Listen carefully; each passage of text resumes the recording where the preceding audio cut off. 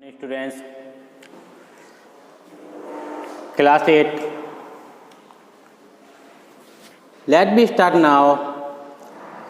Chapter 4, Cube and Cubes, घन and घनमूल।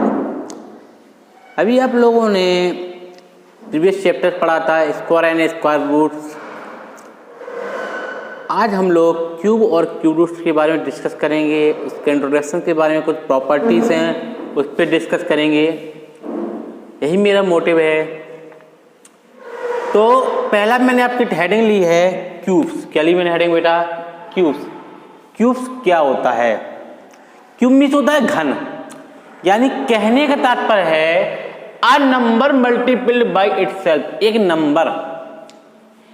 एक number स्वयं से 3 टाइम्स मल्टीपल किया जाए, यानी किसी भी नंबर का स्वयं मतलब यानी जैसे अपन 2 लिया उसका 3 टाइम्स मल्टीपल किया जाए, उससे जो रिजल्ट आता है, जो नंबर रिजल्ट प्राप्त होता है उसको हम क्यूब बोलते हैं। कहने का तात्पर्य है अगर हम क्यूब ऑफ 3 लिया यानी कि 3 पे power 3 equal to 3 multiply 3 multiply 3 equal to 3 multiply 3 3 9 9 3 27। हमें रिजल्ट मिला 27। बेटा कोई भी नंबर आप ले लीजिए 1 2 3 4 5 कोई भी नंबर लीजिए, उसका हम 3 टाइम्स मल्टीप्लाई करें, उसका जो रिजल्ट मिलता है उसको हम क्यूब कहते हैं। क्यूब ऑफ 8 लिया 8 पे power 3 is equal to 8 multiply 8 multiply 8 8 8 64 64 8 512। अगर हम 10 लेते तो 10 मल्टीप्लाई 10 10 10 100 100 मल्टीप्लाई 10 करेंगे 1000। यानी कि कोई भी नंबर ले लें उसका रिजल्ट हमें 3 टाइम्स करने में जो रिजल्ट आता है उसको हम क्यूब कहते हैं। सेकेंड हेडिंग मैंने आपसे ली परफेक्ट क्यूब। क्या होते हैं? पूर्ण घन। A natural number that can be expressed as a product of triplets of an equal factor is known as a perfect cube। यानी दिए गए नंबर्स का अगर प्राइम फैक्टर करते हैं और उनके जो ट्रिपलेट्स यानी जो पेयर होंगे वो ट्रिपलेट्स यानी कि 3 के पेयर बनाए जाएं। अगर उस दिए गए प्राइम फैक्टर्स में उनके फैक्टर्स के जो नंबर्स हैं अगर वो 3 के पेयर नहीं बनाते हैं तो वो किसी भी कंडीशंस में पूर्ण घन नहीं होगा, यानी कि परफेक्ट क्यूब नहीं होगा। परफेक्ट क्यूब कब होते हैं? जब दिए गए नंबर्स के पेयर्स 3 एंड ट्रिपल्स के क्रम में हो तब परफेक्ट क्यूब होते हैं। जैसे एग्जांपल्स के तौर में मैंने 125 लिया, प्राइम फैक्टर किया 5 से डिवाइड किया 5 2 25 एंड 5 से किया 5 2 10 5 5 25 5 से किया 5 5 25 5 बन 5। हमने देखा इनके जो पेयर हैं वो कितना, एक पेयर बाहर आया यानी कि इसका आंसर कितना आया। अगर हम कोई आपसे पूछते कि 125 किसका क्यूब रूट है तो आप बता सकते हैं 5 का। Clear students? इसके बाद मैंने कुछ प्रॉपर्टीज बता रहा हूं मैं आपको। पहला प्रॉपर्टी है नंबर्स हैविंग डिजिट। किसी भी नंबर्स में वंस प्लेस पे 1 4 5 6 9 0 कौन कौन से नंबर आ जाए बेटा?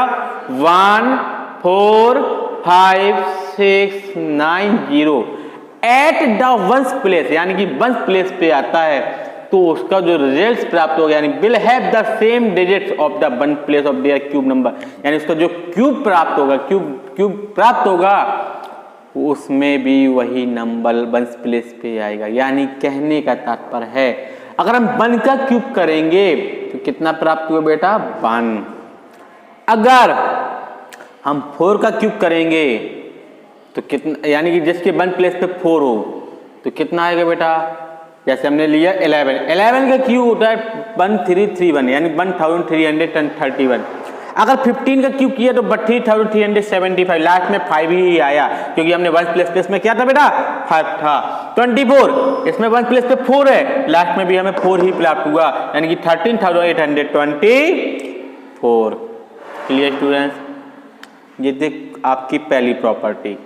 Property number 2 number having a digit 3 at the one place, किसी भी नंबर में 3 एट वन प्लेस पे हो तो उसका जो रिजल्ट होगा वो वन प्लेस पे 7 होगा। अगर 7 होगा तो उसके वन प्लेस पे श्योर एंड श्योर 3 ही आएगा।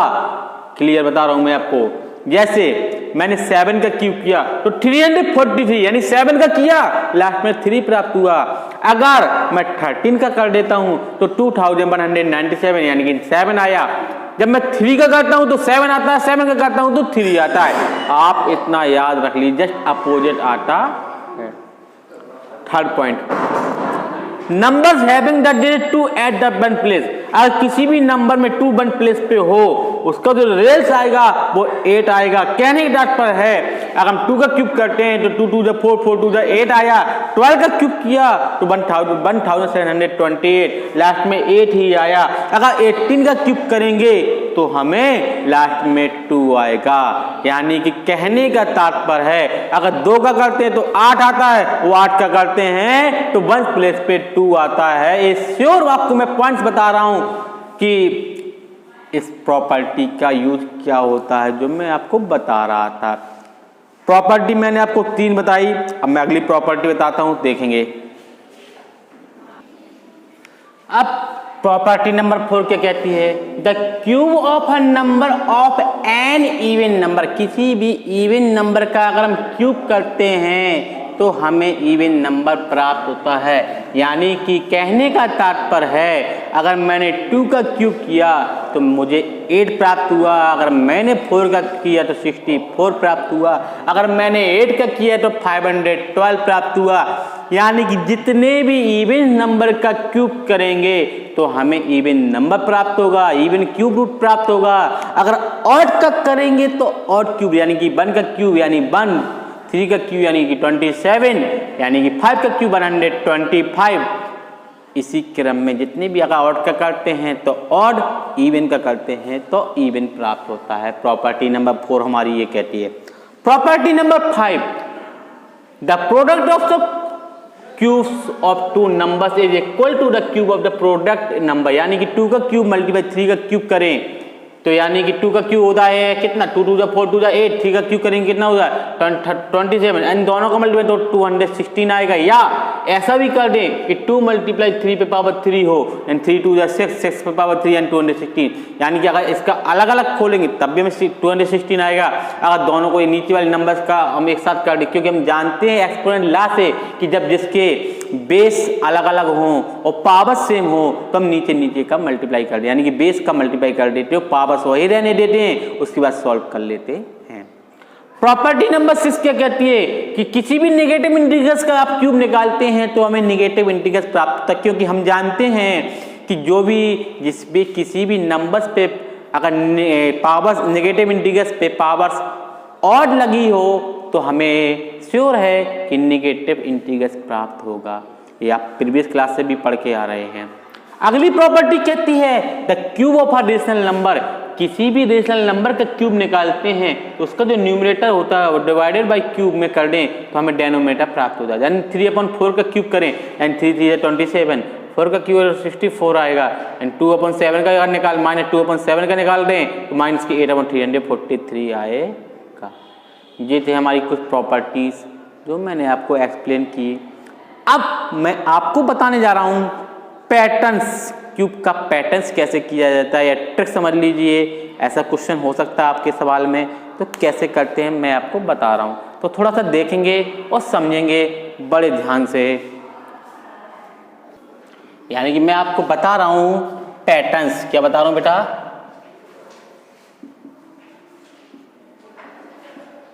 पैटर्न्स कैसे सॉल्व किया। जैसे मैंने एक एग्जाम्पल के तौर पे मैंने लिया कि फाइंड द क्यूब ऑफ 10 का क्यूब निकालना है by addition of the consecutive odd numbers.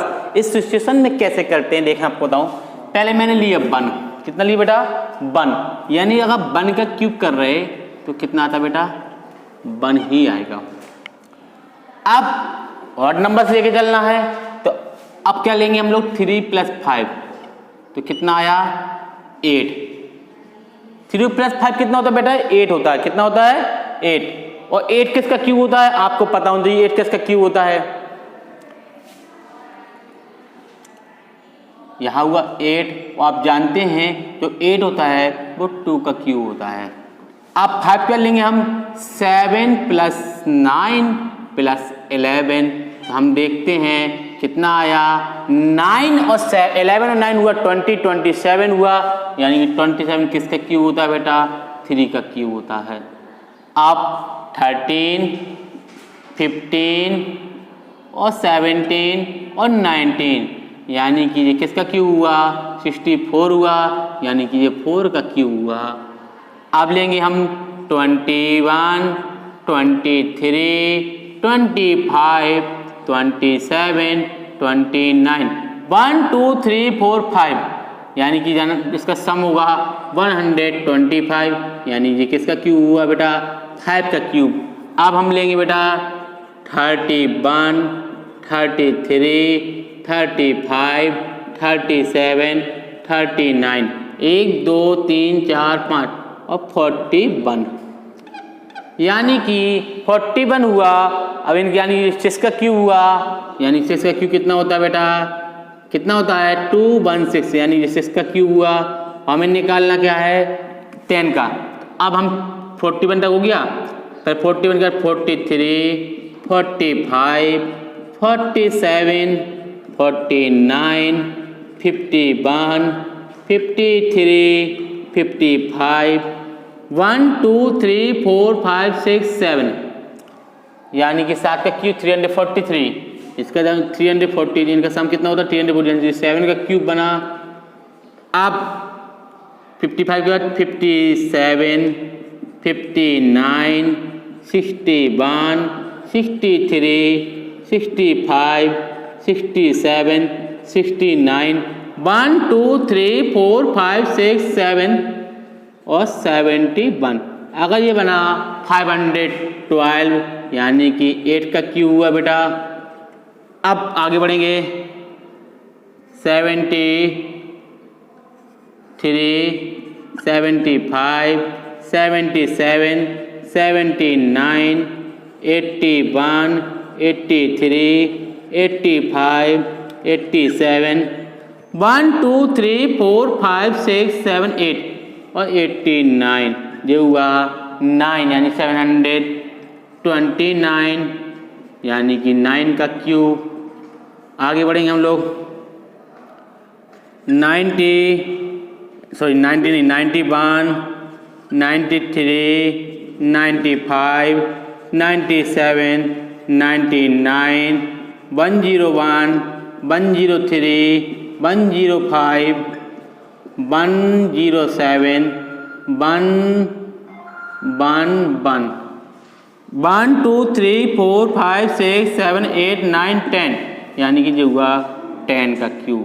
अगर आपसे पूछे कि हमें 10 का क्यूब निकालना था एडिशन फॉर्म में, तो हमें पता चल गया कि क्रम से अगर ऑड नंबर्स का सम करेंगे वो हमें क्रम से निकलते। अगर 13 कह देता तो और नंबर हम बढ़ जा रहे, अगर 15 कह दे तो उसके आगे बढ़ेंगे, 17 कह दे तो उसका मतलब हमें क्रम से इन्हीं ऑड नंबर्स को ऐड करके उनका जो सम आएगा वो क्यूब रूट्स के इक्वल आएगा, जो मुझे आपको बताना था, जो मैंने आपको एक्सप्लेन किया। इसी को हम कहते हैं पैटर्न्स। क्या कहते हैं? पैटर्न्स। ये आपकी पैटर्न्स हुआ। अब मैं आपको क्यूब रूट बता रहा हूं, या समझ लीजिए थोड़ा सा कुछ क्यूब बता रहा हूं मैं, तो समझेंगे थोड़ा सा। जैसे आपसे मैं बात करूं 1, तो 1 का क्यूब कितना होता है 1, 2 का क्यूब कितना होता है 8, 3 का क्यूब कितना होता है 27। अगर मैं 4 की बात करूं तो कितना होता है बेटा 64। अगर मैं 5 की बात करूं तो 125। अगर मैं 6 की बात करूं तो 216। अगर मैं 7 की बात करूं 343। अगर मैं 8 की बात करूं तो कितना आएगा बेटा 512। अगर मैं 9 की बात करूं तो 729 हुआ। अगर मैं 10 की बात करूं तो 1000 हुआ।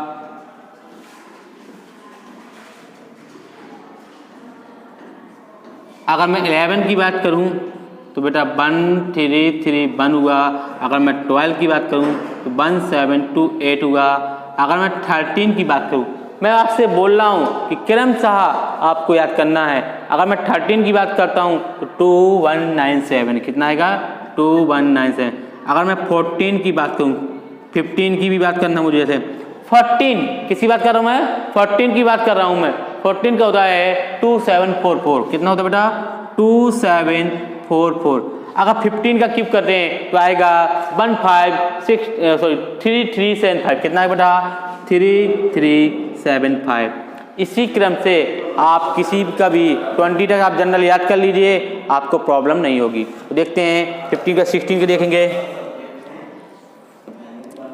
16 का अगर निकालते हैं तो आपका 16 का आता है 4096, कितना आ जाता है बेटा 4096।